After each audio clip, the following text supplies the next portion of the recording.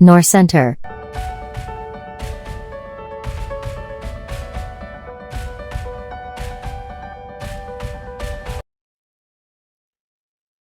Hello दोस्तों, इस video में है अभ्यास 3.1 का क्वेश्चन नंबर 1। आफताब अपनी पुत्री से कहता है, 7 वर्ष पूर्व मैं तुमसे 7 गुनी आयु का था।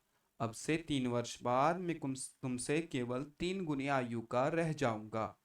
इस स्थिति को बीजगणितीय एवं ग्राफीय रूपों में व्यक्त कीजिए। तो देखिए इसका सॉल्यूशन।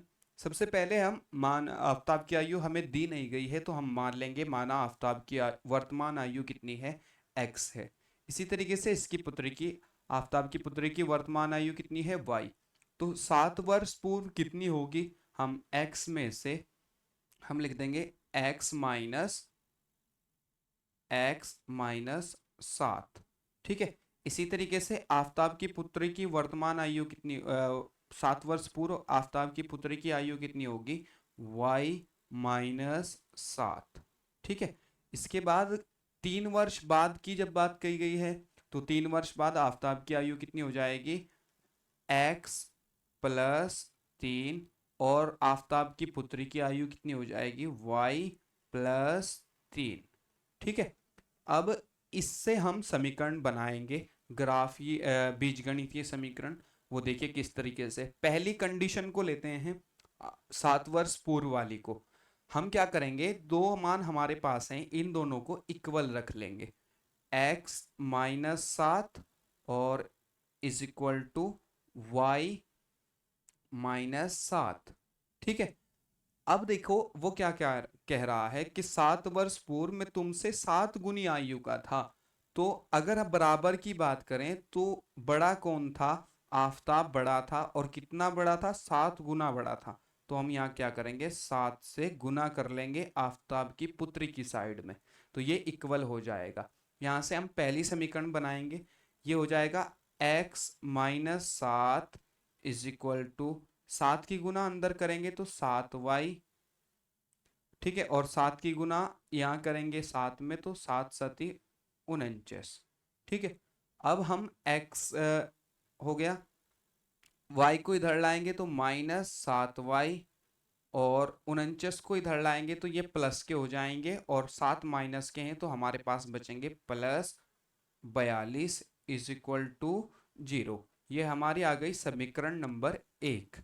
इसी तरीके से दूसरी स्थिति को देखते हुए दूसरी समीकरण बनाएंगे। इसमें भी यही करेंगे, दोनों को इक्वल रख लेंगे। जब हम इक्वल रखेंगे तो रखेंगे x+3 is equal to y+3। इन दोनों को इक्वल रखने के बाद हम क्या, वो हमें कह रहा है कि मैं केवल 3 गुनी आयु का रह जाऊंगा, यानी कि वो अपनी बेटी से 3 गुनी आयु का होगा। तो बराबर करने के लिए हम यहाँ 3 से गुना कर लेंगे। जब 3 से गुना करेंगे तो ये हो जाएगा, पहले x+3 इज इक्वल टू, 3 की गुना इसमें करेंगे तो ये हो जाएगा 3y।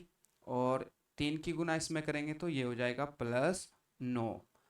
फिर x प्लस, ये y इधर आएगा तो ये y हो जाएगा माइनस का। तो ये हो गया -3y।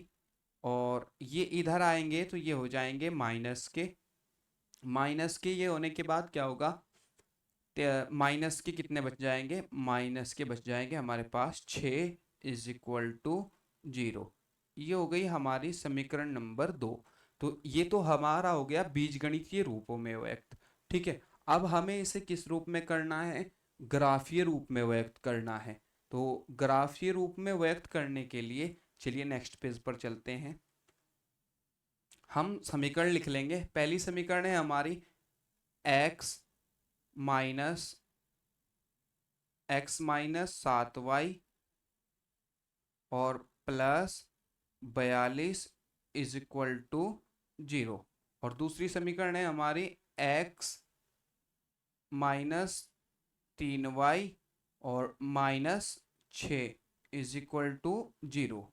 इन दोनों समीकरणों को लिखने के बाद हम क्या करेंगे, हम निर्देशांक निकालेंगे। निर्देशांक निकालने के लिए हम एक बॉक्स बना लेते हैं इस तरीके से।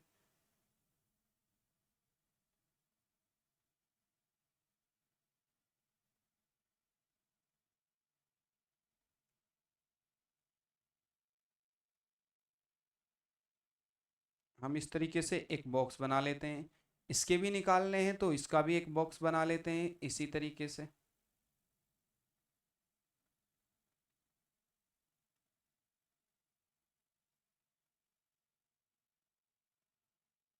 और बॉक्स बनाने के बाद हम क्या करेंगे, देखो किस तरीके से निर्देशांक निकाले जाते हैं। यहाँ हमने लिख लिया x और यहाँ लिख लिया y, इसमें भी x और y लिख लिया। अब पहले इसके निकाल लेते हैं। तो हम क्या करेंगे, x का कोई भी मान अपनी तरफ से रख लेंगे।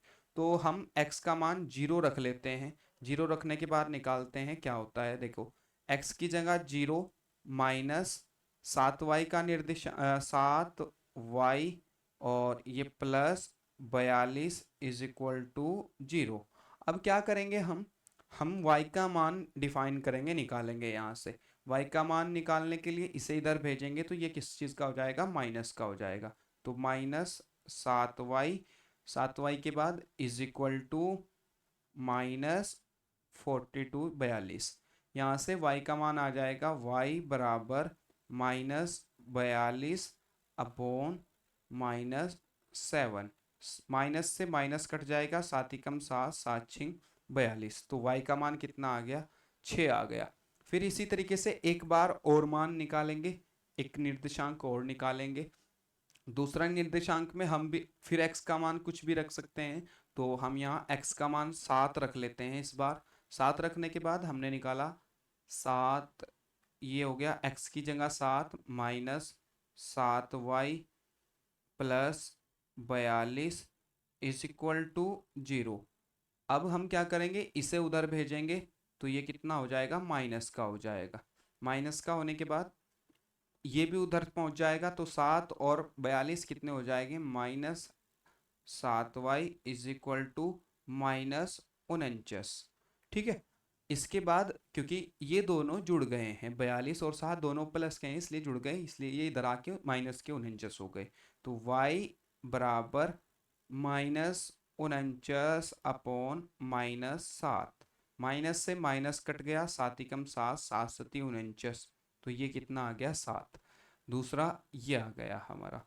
तो हमारे एक निर्देशांक आ गया 0, 6 और दूसरा निर्देशांक क्या आ गया, 7, 7, 7, 7। हम इसके बाद दूसरी समीकरण के निर्देशांक निकाल लेंगे इसी तरीके से। तो दूसरी समीकरण के निकाल लेते हैं। फिर हम x का मान 0 रख लेते हैं। तो x का मान 0 रखने के बाद x तो 0 हो गया, x 0 हो गया और -3y, इसके बाद -3y इज इक्वल टू, ये उधर पहुंच जाएगा तो प्लस का हो जाएगा 6। यहाँ से y का मान कितना आ जाएगा, y बराबर 6/3। तो ये हो जाएगा -2। ठीक है। तो हम यहाँ लिख लेते हैं -2। फिर दूसरा मान निकालेंगे। x का मान हम फिर रख लेते हैं, अपनी तरफ से कुछ भी रख सकते हैं। तो यहाँ हम x का मान जो है 6 रख लेते हैं। 6 रखने के बाद देखो क्या आता है, 6 रखने के बाद हम x की जगह पे हमने 6 रख दिया, -3y -6 इज इक्वल टू 0। तो देखो 6 प्लस के हैं, 6 माइनस के हैं, तो ये 0 हो जाएंगे। तो वो y का मान कितना आ जाएगा, 0 आ जाएगा। देखो इससे तो ये ख़त्म हो गया और यहाँ क्या बचा, -3y बराबर 0। तो y बराबर भी क्या बचा, 0 बचा। ठीक है। तो y का मान क्या आ गया, 0 आ गया। दूसरे समीकरण के हमारे निर्देशांक क्या आ गए, 0 -2 और इसके अलावा 6 6 और 0, 6 और 0 आ गए। तो हम 6, 0, ये हमारे निर्देशांक आ गए। अब इन निर्देशांक आने के बाद हम क्या करेंगे, हम इन्हें ग्राफ पर डिफाइन करेंगे कहाँ पर क्या है। तो चलिए ग्राफ पर डिफाइन कर लेते हैं। देखिए पहली समीकरण के निर्देशांक है 0, 6। तो 0, 6 हमारा कौन सा बिंदु होगा, x अक्ष पे हमें 0 चलना है और y अक्ष पे कितना चलना है, 6 चलना है। तो 5 और 6, तो ये हमारा बिंदु हो गया 0, 6। ठीक है, मैंने इस पे ये एक निशान लगा दिया, ये हमारा 0 6 हो गया। इस पे इसके बाद हमें दूसरा इसके ऊपर लिख देंगे 0 6। ठीक है, फिर हमें दूसरा निर्देशांक डिफाइन करना है। दूसरा निर्देशांक क्या है? 7 7। तो 7 7 को एक्स अक्ष पे 7 चलते हैं, फिर वाई अक्ष पे 7 चलते हैं, तो ये हमें यहाँ पहुँचा देगा। ये हो गया हमारा, इस पे निशान लगा लेंगे 7 7। ठीक है, इसके बाद हम क्या करेंगे? इस समीकरण में हमें दो निर्देशांक मिल गए, तो हम इनके लिए एक रेखा खींच लेंगे। वो रेखा कैसी होगी? इस निर्देशांक से होते हुए इन दोनों से वो गुजरेगी। इस तरीके से हम यहाँ एक रेखा खींच लेंगे। थोड़ा मोटी हो रही है, मैं थोड़ा बारीक कर लेता हूँ इसे।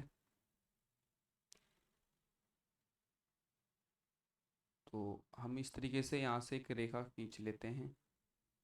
ये देखो, ये रेखा हो गई इस तरीके से। ठीक है, अब इसके बाद हम क्या करेंगे? दूसरी समीकरण जो है उसके लिए भी हम इसी तरीके से निर्देशांक निकालेंगे और उसकी भी रेखा खींचेंगे। दूसरी क्या है हमारी? 0 और -2।